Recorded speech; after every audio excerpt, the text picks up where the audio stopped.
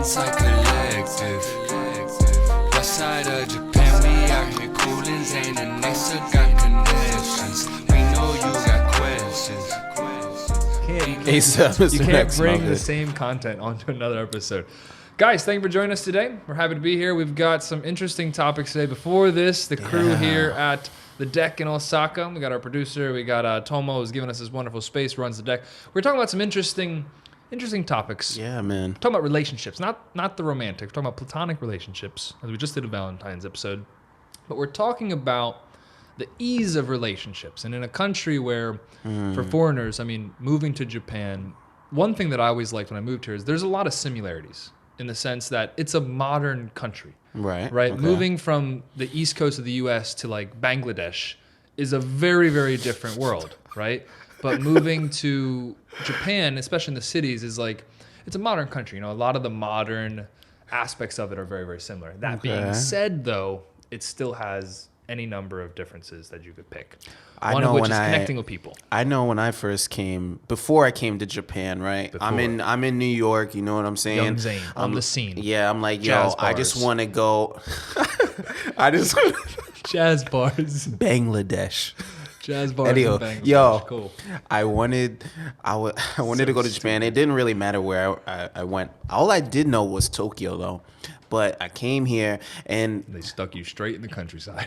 they did. They put you But right in the what a good countryside. experience. But I thought that Japan was going to just be a Japanese version of America. You know, like it would be very Boy, easy. is that ignorant. Yeah, it was. Super. It was. I was very ignorant. Wow, man, you didn't do your research?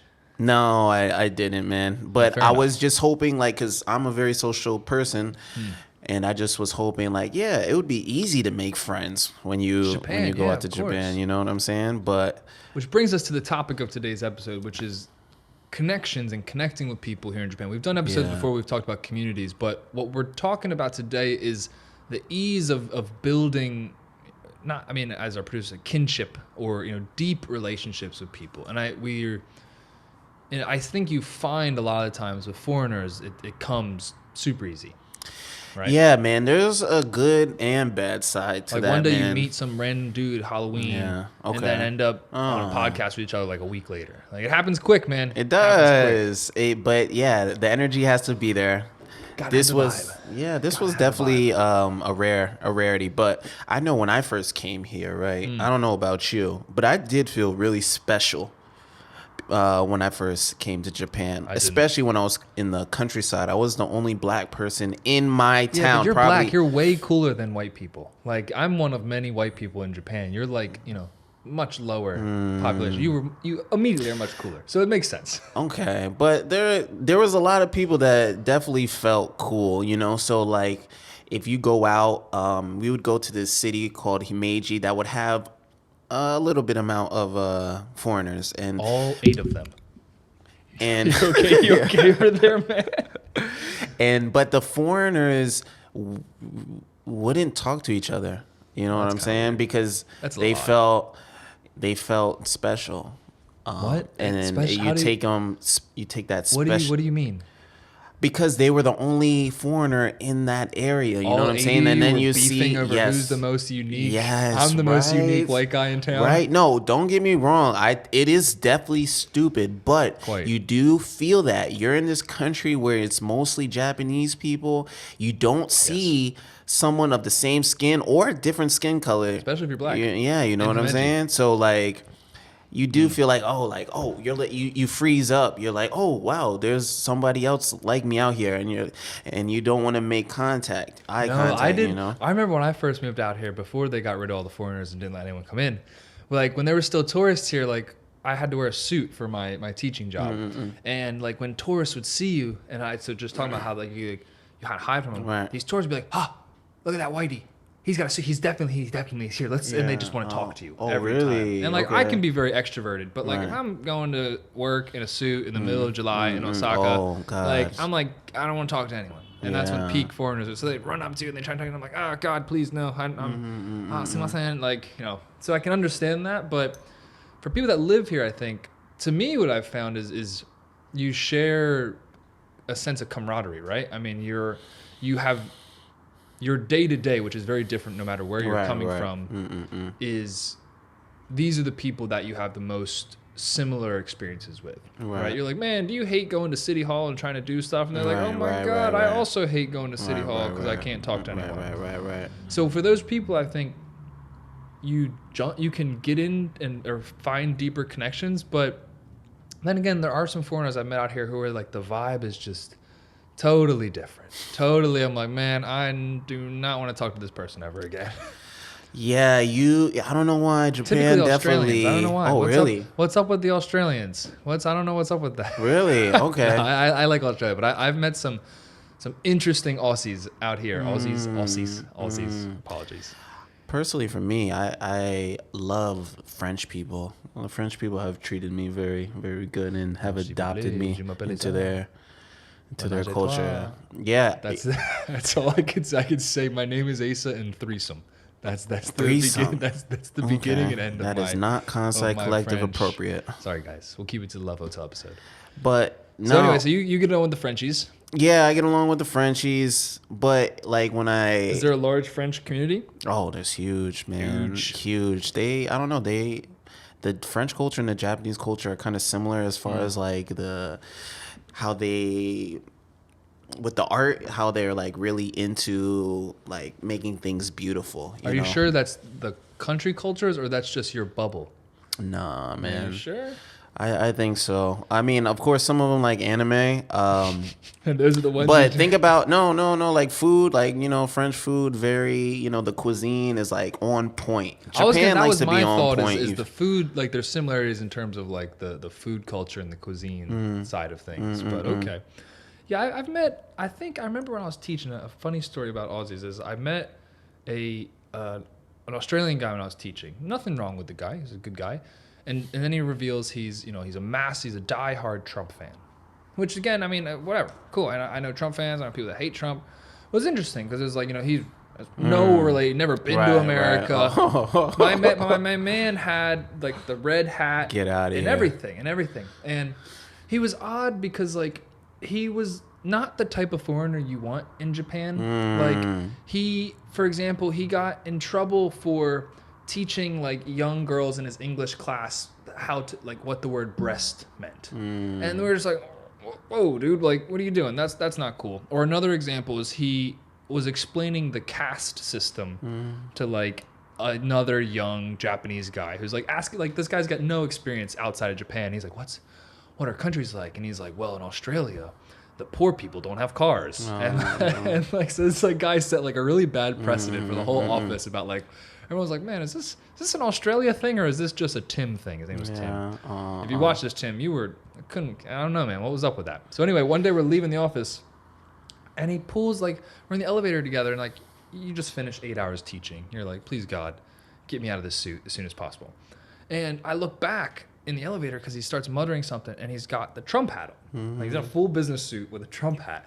And he's like, what do you think? And I was like, what do you mean? What do I think? And he's like, well, does this agitate you? And I was like, not really. No, I'm more interested. But why? He's like, oh, well, I thought this would really kind of agitate you because I know Trump is so divisive. So I just wanted to see if you were one of those type. And I was like, you're testing the waters. You're kind of odd for sure. But that's good though. Like, in America you wouldn't have these type of experiences. Like you do meet some really interesting. You definitely would.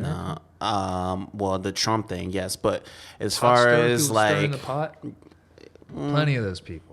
Yeah, in America. But like I said, you're getting all these different people from different cultures, countries, and you're learning a lot more about like how people perceive America too.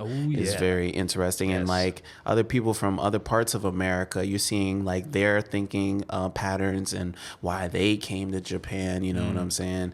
So it's really interesting. I think you bond on that, right? I mean, you bond on that sense of like, we're all from some interesting country or some country with some background, but then we end up here in Japan. And the stories of how we ended up here in Japan, I think, allow you to connect with, if the energy is right, you want to get on with them, I think it allows you to build so much deeper relationships with people much faster than you would. See, like for me, I try to stay right in the middle. You know what I'm saying? Like as far as like Zane I walks the line. want to meet more Japanese people, but I also want to meet foreigners, you know what I'm saying? But I don't want to be just in that foreigner bubble, just right. hanging out with all foreigners. No one wants to be there at all. You never want to be that some one. people like living within that bubble, being safe Tokyo, and not secure. in Kansai. You feel Kansai, we me? mingle with everyone. We're very diverse.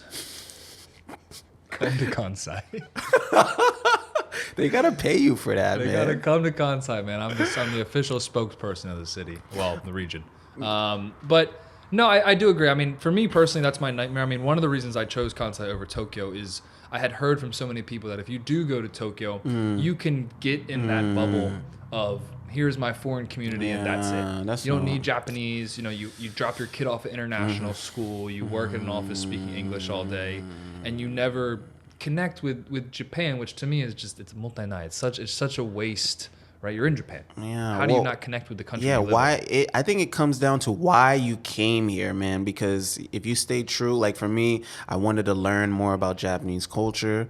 So it's like you got to stay true to what you want to learn. But some people, yeah, you know, you can just get caught. You get sucked right into that little bubble, man. And We were, if you guys have watched our previous episodes, we had a gentleman, Alessandro, in here. Sandro, big shout out to you, buddy. Great episode. Yes. Him and I were talking after the show. We wish we got content on, but I can actually bring attention to it here about relationships in Tokyo and in Kansai. In Tokyo, you have a large amount of the foreigners are sent to Japan by their companies. Right, They're in a right, corporate right, company right. Okay. and they get sent to Japan. They might have zero interest in Japan at all, but corporate's like, hey, you're going to our Tokyo office for the next 2 years. So they're in very like, not to say transient, but like if you meet foreigners in Kansai, especially ones that have been here for some significant amount of time, that have done business here, that have started families here, they're committed to being in Japan. You know, it's an active choice, especially to live outside of Tokyo because everything is drawn in the country towards Tokyo. Right. So in Kansai, I think you meet so many more people that are, I don't want to say committed, but like they have that interest in the country, right? Because you're actively making that choice to live outside of the comforts you would find in Tokyo. So we had a lot of interesting conversation with Sandro about it. But yeah, like, you know, it's also interesting. You could become friends with someone like this, and then you could lose friends like this just because, you know, people want to drink too go much? back home, you know. No. No. People want to This go isn't a back drinking thing? home. Oh, okay. Also, people like traveling to other countries, or, you know, some people like Kansai, but they also want to see like other parts of Japan. You know what I'm Fukuoka. saying? We got to get to Fukuoka. I hear Kyushu is fantastic. I have heard that as well. Yes, and I hear there are some beautiful women. So we're going to Fukuoka next. That's the next spot. Yep. Let's put Anyway. cologne on our necks and go to Fukuoka. It's going to be a running joke now, the neck cologne. Yeah. But no, I mean, there is a lot of truth in what you're saying. And I think it's a really interesting time now because we've both experienced the pre-COVID where nothing but foreigners. Tons of foreigners coming, that's tons of true. travelers. You Yep, meet people. yep. I mean, you can have so many interesting experiences Yep, any yep, weekend of the year, whereas now there's no one. There's no people, and we're getting to the point now, which I think any long-term foreign resident in Japan has been through once, twice, multiple times, but you make deep connections with people, and people go back home. They go back to their countries, and in reality, there's a very strong chance you probably won't see that person again. So I think that's also like kind of backpacks on the relationships where you build these intense relationships or deep connections with people, but you have to have an understanding that, you know, really just to enjoy that time you have with that person, because in reality, there's very few people that choose, as a foreigner, that choose to retire in Japan. Most leave at some point. It's interesting, man, because like people who I talk to now, like I'll talk to you and have a good conversation, but like if you're like, oh, I'm only gonna be here for probably like 2 years, You're and I'm gonna leave, you're hesitant I'm just to- like I don't even want to put energy into it because, right. yeah. Well, I mean, if someone's like, I'm only going to be here for 2 years and then I'm going to leave, I wouldn't not try to be friends with them, because when I came here, I was like, I'm going to be here for 6 months. That was my plan. I was like, I'm going to do 6 months and then I'm going to head back. And I've been here, you know, going on 4 years, right? So things change, of course, but the people that have made plans to leave, like that's when I started like, oh, well, you know, unless we're like, you know, the best of friends, but it's a constant reality of life here in Japan. You know, you meet people and they're gonna go at some point. You know, someone's gonna move. So it's an interesting connection you can have with other foreigners in this country. Yeah, I'm very open to meeting new people. I would say you get foreigners who don't want to talk to other foreigners just because they're like, I want to be Japanese. Yes, like, and that's the worst type of foreigner. Yeah, it's no, actually the obnoxious foreigner is the worst. Second worst is definitely the one that like rejects their foreignness status and is like, I'm actually Japanese. It's like, I don't know, Peter. You don't look Japanese to me. Yeah, nah. Those people, I pretty much stay away from them. But what kind of foreigners are there? You said Three types. obnoxious. Well, there's there's like, and then, I wouldn't call them obnoxious, but like there's the one type I think that no one likes is the foreigners that come here and they just play into every stereotype. Yes, and they're just like, they have zero regard for the culture in Japan, which don't get me wrong.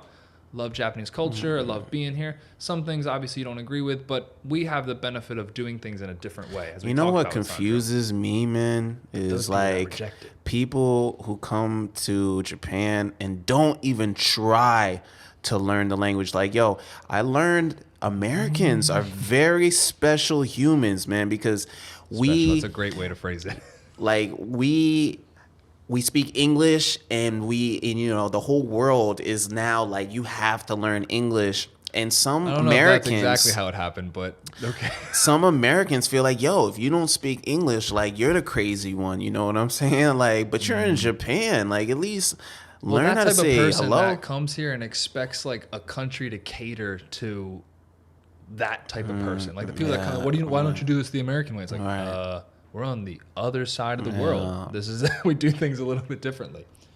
Yeah, I personally, I don't. It's mind-boggling to even think people like you don't want to learn. If you spend a lot of time in Japan, pick up the language. You know what I'm saying? Or like that's how you make an effort. At least, yeah, that's how you learn about the people. But that's also it's exactly how you learn with people. It's how you connect. It's how you build those relationships outside the foreign community. But it gets. I mean, we can go on. What we're gonna have to do is we're gonna have to bring one of our Japanese guests on, and I would love to dive more into the idea of connecting with Japanese people and some of the challenges in that. And I want to hear from the Japanese side as well. What are some of the challenges with connecting to a foreign person and developing a close relationship with a foreign friend? So we can go on and on, man. I'm curious though, like for me, I've noticed that like people who shouldn't really be in Japan, like the foreigners who don't really care about the culture, or just that kind wear of Trump hats to the office. Yes, like I've noticed that they get visas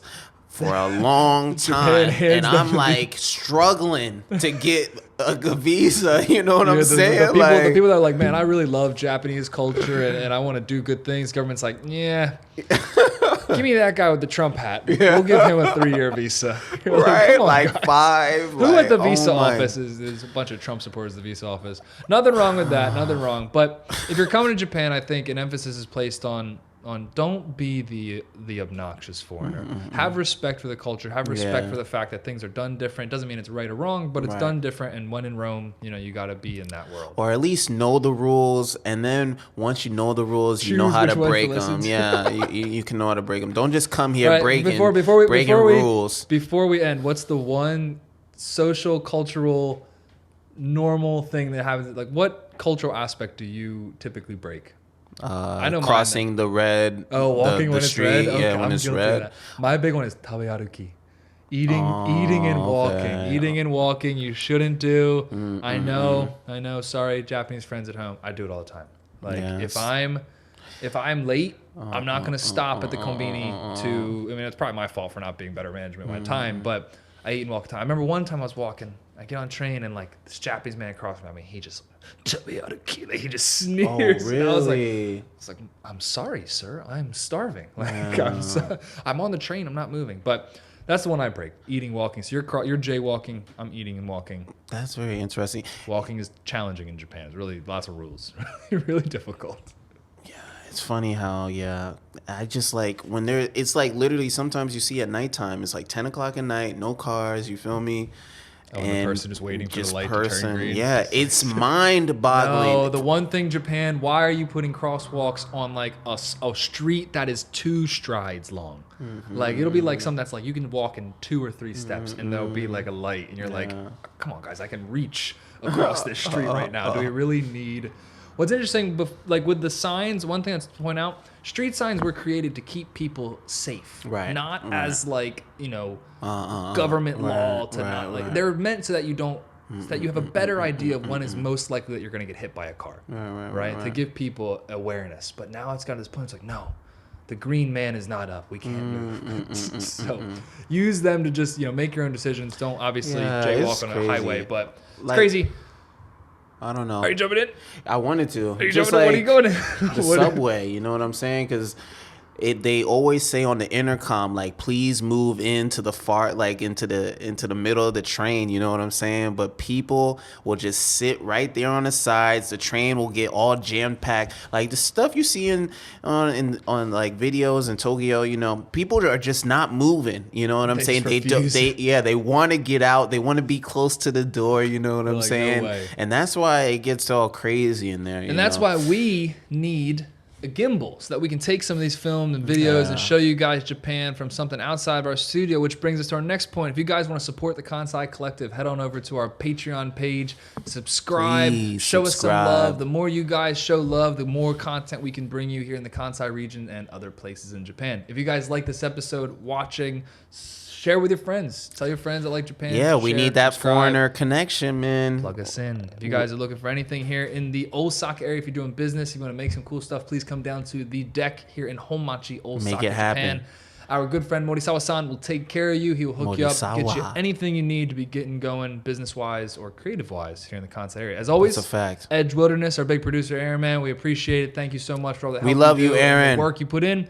Hinomaru with the dope swag for modern Japanese clothing, and Drone Exhibition Gaisha bringing you some exciting stuff in the future. Guys, you're flying, bro. I like that. We'll see you guys next time. That should be your, like, the Kansai Collective. You should get like a mascot, bro. And then a Drone X mascot. I could just pay some cute girls just to like walk around like this outside. Fire. Cool. We'll catch you next time. Let's make it happen. Kansai Collective. West side of Japan, we out here coolin',